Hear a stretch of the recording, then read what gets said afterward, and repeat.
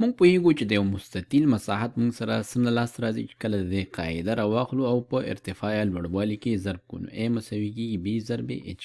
همدارنګه مونږ په مخکینی ویډیو کې ولیدل چې مونږ سره د متوازی الاضلاع مساحت هم قاعده ضرب ارتفاع ده، کوم چې د شکل نه داسې نه معلومیږي، خو مونږ ویلي چې کله مونږ د دې مستطیل شکل لږ څه دې شکل کې بدلون راوړو نو مونږ ته دغه په لاس راځي. مونږ څه چل کړی و؟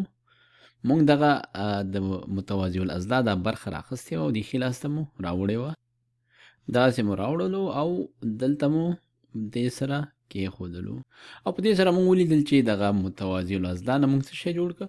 مستطیل ته ورته شکل جوړ کړه. کله چې دواړه شکلونه یو شی وي نو بیا مونږ ویل چې د دې دواړو مساحت به څه شی دی؟ دلته هم قاعده ضرب ارتفاع او دلته به هم څه شی وي؟ قاعده ضرب ارتفاع. نو متوازی الاضلاع او مستطیل دواړو مساحتونه سره یو شی دي. نو په دې هیله چې تاسې په دې باندې قانع شوي اوسئ چې څنګه د متوازی الاضلاع او د مستطیل مساحتونه سره یو شی دي. نو اوس راځو مونږ همدغه طریقه د مثلث د مساحت د پیدا کولو او په هغې باندې ځان پوهولو لپاره کاروو. نو اوس دلته مونږ سره دا مثلث دی او دغه قاعده مونږ ته راکړل شوې، قاعده B او لوړوالی ارتفاع H دی.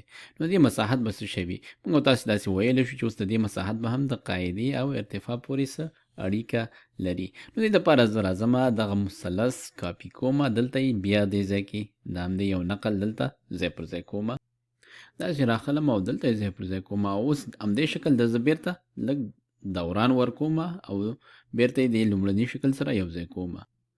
داسې به دې ته دوران ورکو چې دې حالت ته ورسیږي او اوس یې راوړمه دې سره یې یو ځای ږدمه دلته.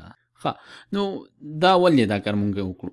دا ځکه چې اوس مونږ د دواړو مثلثونو نه یو متوازی الاضلاع جوړه کړه. تاسې که دلته وګورئ دا یې قاعده ده او دا یې ارتفاع ده. دلته هم تاسې کولی شئ چې دا قاعده یې وګورئ، ارتفاع یې وګورئ چې سرچپه یې سره لیکل شوی. نو اوس د دې متوازی الاضلاع مساحت مونږ او تاسې پوهیږو چې څه شی دی؟ مونږ وایو چې د دې مساحت A مساوي دی له څه سره؟ قاعده ضرب ارتفاع یا B ضرب H. B او H دا د دې متوازی الاضلاع مساحت شو. نو مونږ پوهیږو چې دغه متوازی الاضلاع مونږ ته د دوه مثلثونو نه لاسته راغلی و. ښه، نو د دې هغه اصلي کوم مثلث چې و دې ځای پورې د دې مساحت به څه شی وي؟ نو کله چې د متوازی الاضلاع مساحت د دې دوه چنده وي د یو مثلث، نو مونږ وایو چې د دې مثلث مساحت څه شی شو؟ د دې مثلث مساحت A د دې مساوي کېږي له څه سره؟ دا مساوي کېږي د دې نیمایي سره، ځکه دا متوازی الاضلاع د مثلث دوه چنده نو مثلث به د دې نیمایي وي. 1/2 B ضرب H دا د دې مساحت شو. ښه، تاسو کېدای شي وایئ چې په دې مثلث کې کېدای ښایي دا سم وي، خو زه غواړم نورو مثلثونو کې هم وګورم چې همدا خبره پکې رښتیا کېږي او که نه. نو راځو مونږ یو بل ډول مثلث کې هم همدا کار ترسره کوو.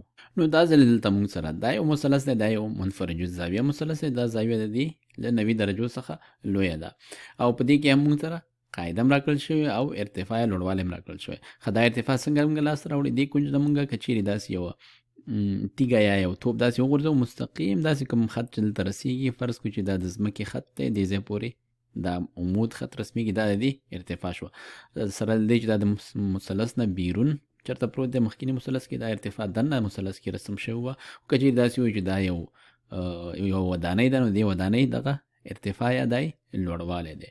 ښه، اوس راځو مونږ ګورو چې د دې مساحت مونږ څنګه لاسته راوړو. دې مساحت لاسته راوړلو لپاره مونږ بیا راځو، زه دا مثلث ټول دې ځای نه د دې یو نقل یا کاپي راخلمه او دلته یې ځای پر ځای کومه او بیا یې لږ دوران ورکومه تر څو دې نه یو متوازی الاضلاع لاسته راشي.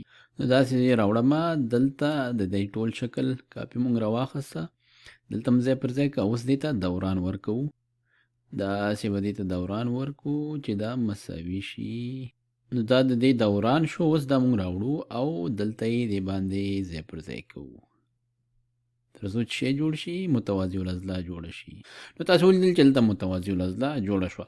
اوس د دې متوازی الاضلاع مساحت مونږ او تاسې خو پوهیږو چې قاعده ضرب ارتفاع ده. نو راځمه دلته لیکمه چې دې مساحت شو B ضرب څه شی؟ ضرب H. ښه، نو اوس به زمونږ دغه لومړني اصلي مثلث چې کوم یو و مونږ سره اوله کې رسم شوی او د دې مساحت به څومره وي. نو موږ پوهېږو چې دغه متوازي الاضلاع د دې دوو مثلثونو نه جوړه شوې. نو د دې مثلث مساحت به بیا د متساوي الاضلاع له نیمایي سره مساوي وي. نو ځکه دلته لیکو چې دا مساوي کېږي 1/2 1/2 b ضرب h.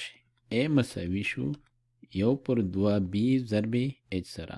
نو په دې هیله چې تاسې پوه شوي یاستئ چې د مثلث مساحت هغه څه شی دی، قاعده ضرب ارتفاع تقسیم پر 2. دغه فرمول د دغسې شکلونو څخه موږ لاسته راوړلو.